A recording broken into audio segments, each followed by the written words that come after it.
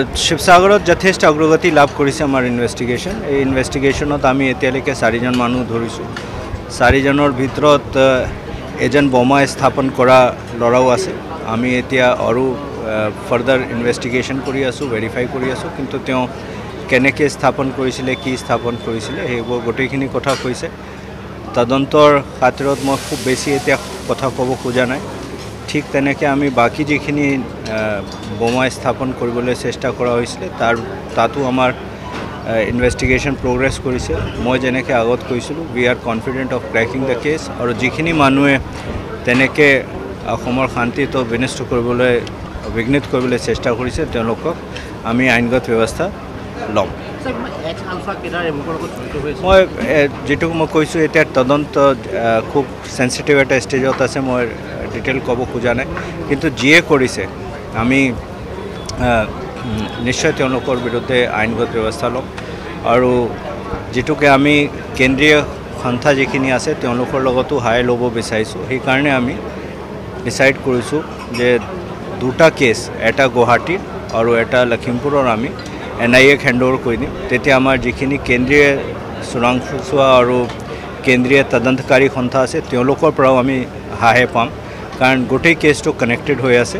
সেইকাৰণে আমি তেওঁলোকৰ ৰিচোৰ্চ বেছো ইউজ কৰিব বিচাৰিছোঁ। তেওঁলোকক 2টা কেছ, আমাৰ টোটেল 10টা কেছ ৰেজিষ্টাৰ হৈছে, তাৰ ভিতৰত আমি 2টা কেছ তেওঁলোকক ট্ৰান্সফাৰ কৰিবলৈ আজি গভৰ্ণমেণ্টক লিখিছোঁ।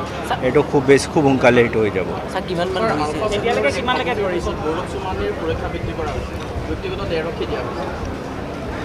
মই ইণ্ডিভিজুৱেলৰ বিষয়ে কোনো কথা ক'ব খোজা নাই। মই অকল এটাই কথা কৈছোঁ, আগতেও মই কথাটো কৈছিলোঁ যে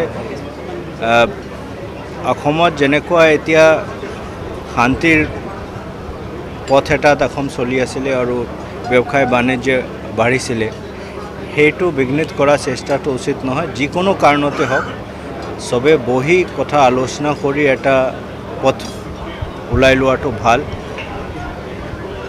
কোনে কি কৰিছে, কি কৰা নাই, সেইটো ৰাইজৰ কথা, পলিটিকেল কথা মই তাত ক'ব খোজা নাই, মই তাত যাবও খোজা নাই। কিন্তু মই অকল আইনগতভাৱে কৈছোঁ যে আইন শৃংখলা আমি কোনো পথে বিঘ্নিত হ'ব নিদিওঁ।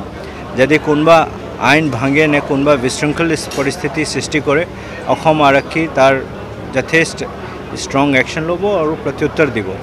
মই কিন্তু এটাই কথা ক'ব খুজিছোঁ যে ইমান দিন যিটো আমাৰ শান্তি চলি আছে, এইটো শান্তিত চলক। কাৰোবাৰ কিবা অভিযোগ আছে, কাৰোবাৰ কিবা সমস্যা আছে, কোনোবা কিবা ক'ব খুজিছে, তাৰ বাবে চৰকাৰৰ দুৱাৰ সদায় মুকলি আছে। চৰকাৰৰ লগত কথা পাতক, মই সেইটোত যাব খোজা নাই। পলিটিকেল কথাত মই একেবাৰে যাব খোজা নাই, কিন্তু আইনগতভাৱে যি ব্যৱস্থা হ'ব, যদি ক'ৰবাত ল এণ্ড অৰ্ডাৰ বিঘ্নিত কৰিবলৈ চেষ্টা কৰে, এটা পৰ্যায়ত পোৱাৰ পিছত আমি ষ্ট্ৰং একশ্যন ল'ম। I am absolutely clear on that. এতিয়ালৈকে 4জন ধৰা হৈছে। Thank U.